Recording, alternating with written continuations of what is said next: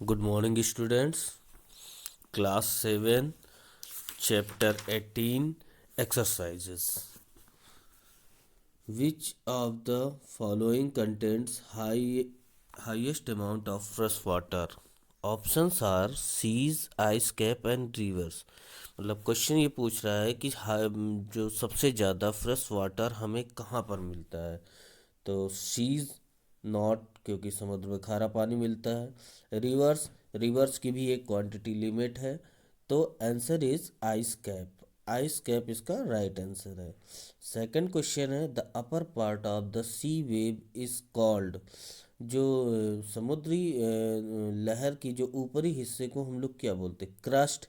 Crust जो है वो तो अर्थ का अपर पार्ट होता है। एंड थ्रो, थ्रो समुद्र का निचला पार्ट होता है। So answer is crust. It is estimate that every of ocean has 35 gram dissolve salt. मतलब कितना 35 ग्राम नमक कितने ओशन वाटर में होता है? 900 grams, no, 1000 gram, yes, this is the right answer. Which of the following is not an important cause for the occurrence of ocean current? इनमें से कौन सा कारण ऐसा है जो कि ओशन करंट्स पर लागू नहीं होता है? Gravitational pull, prevailing of wind या डेंसिटी?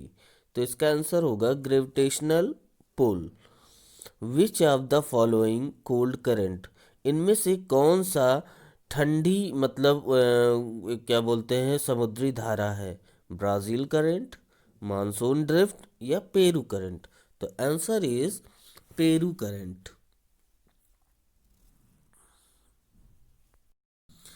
सिक्स नंबर है mixing of cold and warm current causes. जहाँ पर ठंडी और गर्म जलधाराएं मिलती हैं वहाँ क्या होता है? हैवी रेन, सुनामी या dense fog?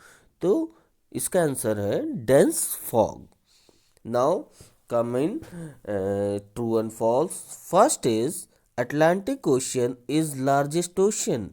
Is it true? No, it is false because the largest ocean is the Pacific Ocean. Second, the temperature of surface water is not some everywhere. तो क्या टेम्परेचर जो होता है वो एक जैसा होता है सभी जगह? नो, तो इसका आंसर होगा true. The highest salinity is found near the polar region. इसका आंसर दिस इज ट्रू, क्योंकि सबसे ज़्यादा नमक जो होता है वो आपका पोलर रीजन में पाया जाता है। The highest high tide occurs only the full moon. It is false. Brazil current is a warm current. Is it true or false? Is it true? अब हम लोग आ जाते हैं मैचिंग द फॉलोइंग में। मैच द फॉलोइंग में column A में जितने दिए हुए हैं ये सारे करंट्स दिए हुए हैं, और कॉलम बी में ये पूछा गया है कि ये कहाँ से रिलेटेड हैं। तो कैलिफोर्निया करंट ये आपका पैसिफिक ओशन से कनेक्टेड है। वेनेजुएला करंट ये अटलांटिक ओशन से। मोजाम्बिक करंट ये इंडियन ओशन से। और ब्रॉड करंट ये एक ड्रिफ्ट है। So students, complete your exercise. और इसके बाद जो डिस्टिंक्ट बिटवीन द फॉलोइंग है जैसे कि fresh water and saline water, waves and tide, spring and neap tide, current and drift, इनके आंसर्स की सीट आपको दे दी जा रही।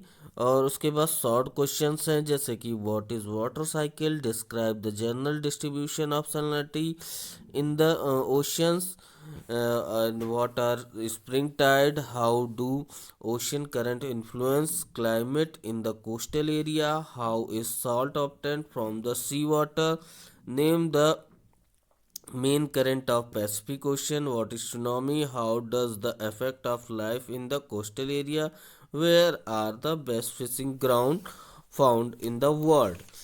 तो ये सारे क्वेश्चंस के आंसर की सीट आपको दी जा रही, जिसकी हेल्प से आप ये एक्सरसाइज पूरी कंप्लीट कर लीजिए।